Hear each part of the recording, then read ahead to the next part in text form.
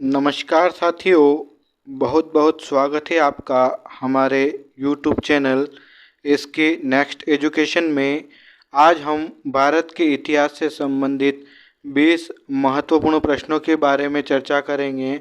अगर आप किसी भी प्रतियोगी परीक्षा की तैयारी कर रहे हैं तो ये प्रश्न आपके लिए बहुत ही महत्वपूर्ण होने वाले हैं। तो आइए शुरू करते हैं। हमारा पहला प्रश्न है, ऋग्वैदिक काल में आर्य लोगों का मुख्य व्यवसाय क्या था? ऑप्शन है खेती करना, पशुपालन, शिकार करना या यायावृत्ति करना। तो इसका सही उत्तर है ऑप्शन बी, पशुपालन करना। दोस्तों, ऋग्वैदिक आर्य देहाती लोग थे और उनका मुख्य व्यवसाय पशुपालन था। उनके धन को उनके मवेशियों के आधार पर मापा जाता था। जब वे स्थायी रूप से उत्तर भारत में बसे तब उन्होंने कृषि करना प्रारंभ किया था। अगले प्रश्न की ओर बढ़ेंगे। प्रश्न क्रमांक 2 है, शतपथ ब्राह्मण 4 वेदों में से किसी एक का भाग है। कहा जाता है कि यह ऑप्शन है कृष्ण यजुर्वेद का है, शुक्ल यजुर्वेद का है, अथर्ववेद का है या सामवेद का है।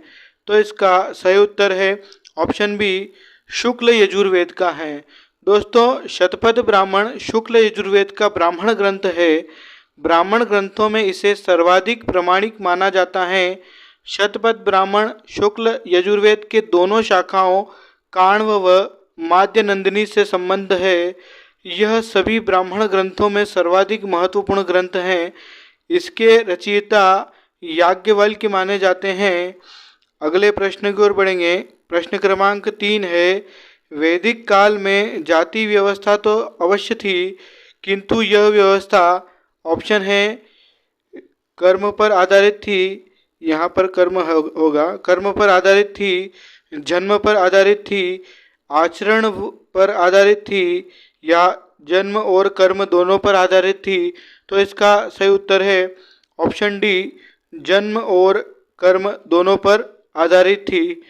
अगले प्रश्न की ओर बढ़ेंगे। प्रश्न क्रमांक 4 है, वैदिक काल की सभ्यता तथा संस्कृति का मुख्य स्रोत क्या है? ऑप्शन है प्राचीन खंडहर व भग्नावशेष, ऋग्वेद, अथर्ववेद, संहिता तथा ब्राह्मण ग्रंथ। तो इसका सही उत्तर है ऑप्शन डी, संहिता तथा ब्राह्मण ग्रंथ।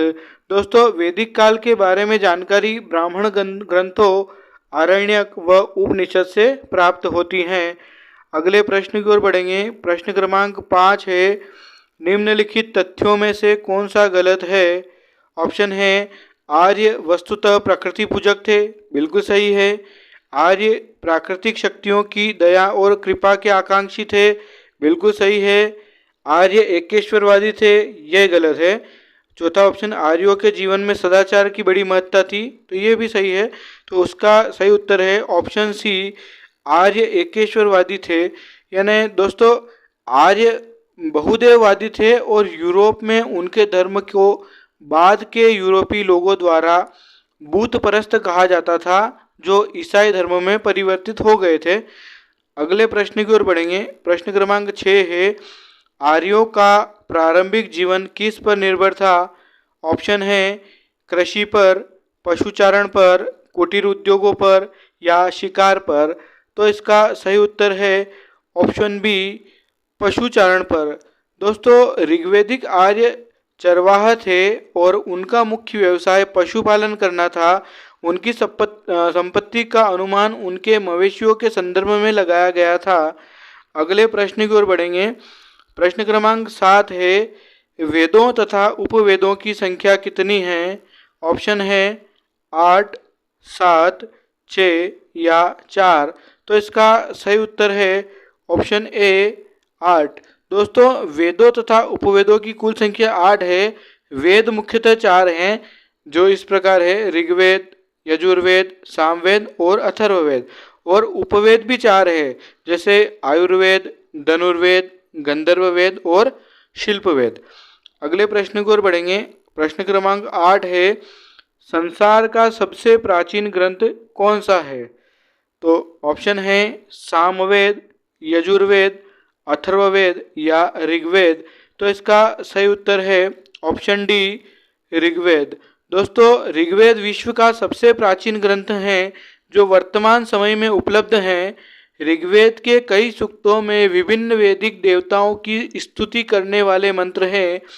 यद्यपि ऋग्वेद में अन्य प्रकार के सूक्त भी हैं, परंतु देवताओं की स्तुति करने वाले स्त्रोतों की प्रधानता है। ऋग्वेद में 33 देवी देवताओं का उल्लेख है। अगले प्रश्न की ओर बढ़ेंगे। प्रश्न क्रमांक 9 है, मुख्य रूप से पहले 3 वेद ही माने गए थे। वेद त्रयी काफ़ी प्रसिद्ध शब्द हैं। वेदों के अंतर्गत सम्मिलित किया गया चौथा वेद कौन सा है? ऑप्शन है सामवेद, यजुर्वेद, अथर्ववेद या उपर्युक्त में से कोई नहीं। तो इसका सही उत्तर है ऑप्शन सी, अथर्ववेद। दोस्तों, अथर्ववेद हिंदू धर्म के 4 मुख्य वेदों में से एक हैं और इसका महत्वपूर्ण स्थान है। अथर्ववेद को ऋग्वेद के बाद की वेदांत अवस्था माना जाता है। इसमें मंत्रों के साथ विभिन्न प्रायोगिक उपयोग, उपचार, सुरक्षा और संपदा के लिए प्रार्थनाएं, व्याधि निवारण, वशीकरण और प्रभावशाली मंत्र आदि दिए गए हैं। अगले प्रश्न की ओर बढ़ेंगे। प्रश्न क्रमांक 10 है, वेदों के अनेक विभाग बताए जाते हैं, किंतु मुख्य रूप से इनमें जो भाग हैं उन्हें ऑप्शन है संहिताएं अथवा मंत्र कहा जाता है, ब्राह्मण मंत्र कहा जाता है, आरण्यक और उपनिषद कहा जाता है या उपर्युक्त तीनों कहे जाते हैं। तो इसका सही उत्तर है ऑप्शन डी, उपर्युक्त तीनों कहे जाते हैं। अगले प्रश्न की ओर बढ़ेंगे। प्रश्न क्रमांक 11 है, वेद का शाब्दिक अर्थ क्या है? ऑप्शन है पवित्र, ज्ञान, पूजा पाठ या ईश्वर की स्तुति। तो इसका सही उत्तर है ऑप्शन बी, ज्ञान। दोस्तों, वेद शब्द संस्कृत भाषा के विद धातु से बना है जिसका अर्थ होता है जानना। अतः वेद का शाब्दिक अर्थ है ज्ञान। इसी धातु से विदित यानी जाना हुआ, विदा यानी ज्ञान और विद्वान यानी ज्ञानी जैसे शब्द आए हैं। इन्हें देववाणी के रूप में माना गया है। अगले प्रश्न की ओर बढ़ेंगे।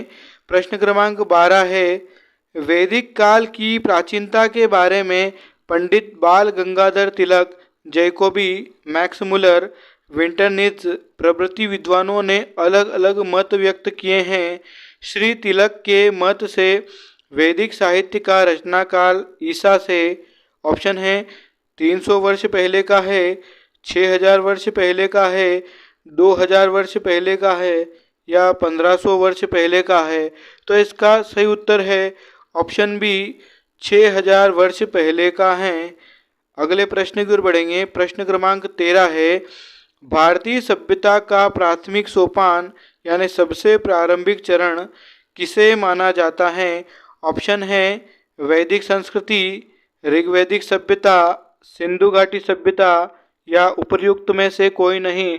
तो इसका सही उत्तर है ऑप्शन सी, सिंधु घाटी सभ्यता। अगले प्रश्न की ओर बढ़ेंगे। प्रश्न क्रमांक 14 है, सिंधु घाटी सभ्यता के किस स्थान पर डॉक यार्ड होने का आधार है? ऑप्शन है रोपड़, मोहनजोदड़ो, कालीबंगा या लोथल। तो इसका सही उत्तर है ऑप्शन डी, लोथल। दोस्तों, डॉक यार्ड मतलब जहाज बनाने का स्थान होता है जिसे गोदीबाड़ा भी कहते हैं। लोथल वर्तमान में गुजरात में सिंधु घाटी सभ्यता का एक महत्वपूर्ण व्यापारिक केंद्र था। लोथल में एक सबसे पुराना गोदीबाड़ा यानी वही डॉक यार्ड मिला है जो सिंधु घाटी सभ्यता के दौरान जवाहरात, मोतियों और गहनों के व्यापार में मदद करता था। अगले प्रश्न की ओर बढ़ेंगे। प्रश्न क्रमांक 15 है, सिंधु घाटी सभ्यता की लिपि ऑप्शन है दाएं ओर से बाएं ओर लिखी जाती हैं, बाएं ओर से दाएं ओर लिखी जाती हैं, एक लाइन में दाहिने से बाएं और दूसरी लाइन में बाएं से दाहिने लिखी जाती हैं या लंबवत ऊपर से नीचे लिखी जाती हैं। तो इसका सही उत्तर है ऑप्शन सी, एक लाइन में दाहिने से बाएं ओर, यानी इस प्रकार इधर लिखी जाती हैं और फिर अगली लाइन में, दूसरी लाइन में बाएं से दाएं यानी इस तरफ लिखी जाती हैं। अगले प्रश्न की ओर बढ़ेंगे। प्रश्न क्रमांक 16 है, सिंधु घाटी सभ्यता के लोग शेर, गेंडे और जंगली भैंसे से परिचित थे क्योंकि इस घाटी के स्थानों की खुदाई में इन जंतुओं के कंकाल मिले हैं। कुछ मोहरों पर इन जानवरों के चित्र बने हुए हैं। इन जंतुओं की कांसे की मूर्तियां मिली हैं या उपर्युक्त तीनों। तो इसका सही उत्तर है ऑप्शन बी, कुछ मोहरों पर इन जानवरों के चित्र बने हुए हैं। ये मोहरें जो बनी हुई थी ये टेराकोटा यानी सेल खड़ी की बनी हुई थी। अगले प्रश्न की ओर बढ़ेंगे। प्रश्न क्रमांक 17 है, खोज काल क्रम में कौन सा स्थान सबसे बाद का है? ऑप्शन है चहुंदड़ो, सुरकोटड़ा, कालीबंगा या बनावली। तो इसका सही उत्तर है ऑप्शन डी, बनावली। दोस्तों, बनावली भारत के हरियाणा के फतेहाबाद जिले में सिंधु घाटी सभ्यता काल से संबंधित एक पुरातात्विक स्थल है और कालीबंगा से ये लगभग 120 किलोमीटर उत्तर पूर्व में और फतेहाबाद से 16 किलोमीटर दूर स्थित हैं। अगले प्रश्न की ओर बढ़ेंगे। प्रश्न क्रमांक 18 है, हड़प्पा में खुदाई का काम किसने कराया था? ऑप्शन है एस आर दास, आर एस बिष्ट, दयाराम साहनी या जॉन मार्शल। तो इसका सही उत्तर है ऑप्शन सी, दयाराम साहनी। दोस्तों, 1921 में जब जॉन मार्शल भारत के पुरातात्विक विभाग के निर्देशक थे तब दयाराम साहनी ने इस जगह पर सर्वप्रथम खुदाई का कार्य करवाया था। दयाराम साहनी के अलावा माधव स्वरूप व मार्टिमर व्हीलर ने भी खुदाई का कार्य किया था। हड़प्पा शहर का अधिकांश भाग रेलवे लाइन निर्माण के कारण नष्ट हो गया था।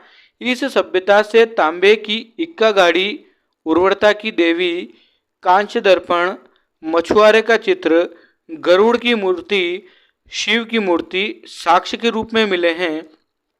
अगले प्रश्न की ओर बढ़ेंगे। प्रश्न क्रमांक 19 है, मोहनजोदड़ो का विशाल स्नानागार किस बात का संकेत करता है?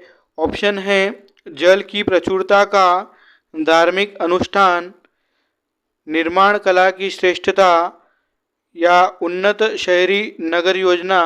तो इसका सही उत्तर है ऑप्शन बी, धार्मिक अनुष्ठान। दोस्तों, अधिकांश विद्वान इस बात से सहमत हैं कि इस स्नानागार का उपयोग विशेष धार्मिक कार्यों के लिए किया जाता होगा जहां स्नान करने वालों की भलाई को शुद्ध करने और नवीनीकृत करने के लिए पानी का उपयोग किया जाता था। अगले प्रश्न की ओर बढ़ेंगे। प्रश्न क्रमांक 20 है, सिंधु घाटी सभ्यता के निवासियों की सामाजिक एवं धार्मिक स्थिति का सर्वोत्तम बोध किससे होता है? ऑप्शन है मोहरों से, दुर्गों के अवशेषों से, टेराकोटा फिगर्स से या मिट्टी के बर्तनों से। तो इसका सही उत्तर है ऑप्शन ए, मोहरों से। दोस्तों, सिंधु घाटी सभ्यता में धार्मिक स्थिति से संबंधित कुछ मोहरें मिली हैं जिन्हें पशुपति मोहर कहा गया है। इस मोहर में एक योगी शायद भगवान शिव को दर्शाया गया है। इसमें एक सिंगों का एक जोड़ा उसके सिर पर ताज पहनाता हुआ दिखाई दे रहा है और वह एक गेंडे, एक हाथी और एक बाघ से घिरा हुआ है। उसके सिंहासन के नीचे 2 हिरण के चित्र दिए हुए हैं। इस मोहर से पता चलता है कि शिव की पूजा की जाती थी और उन्हें जानवरों का भगवान यानी पशुपति माना जाता था। दोस्तों, अगर आपको वीडियो पसंद आया हो तो इसे लाइक कीजिए, शेयर कीजिए और हमारे चैनल को सब्सक्राइब कीजिए ताकि आने वाले वीडियो की नोटिफिकेशन आपको प्राप्त हो सके। तो कल मिलते हैं नए 20 प्रश्नों के साथ। Thank you.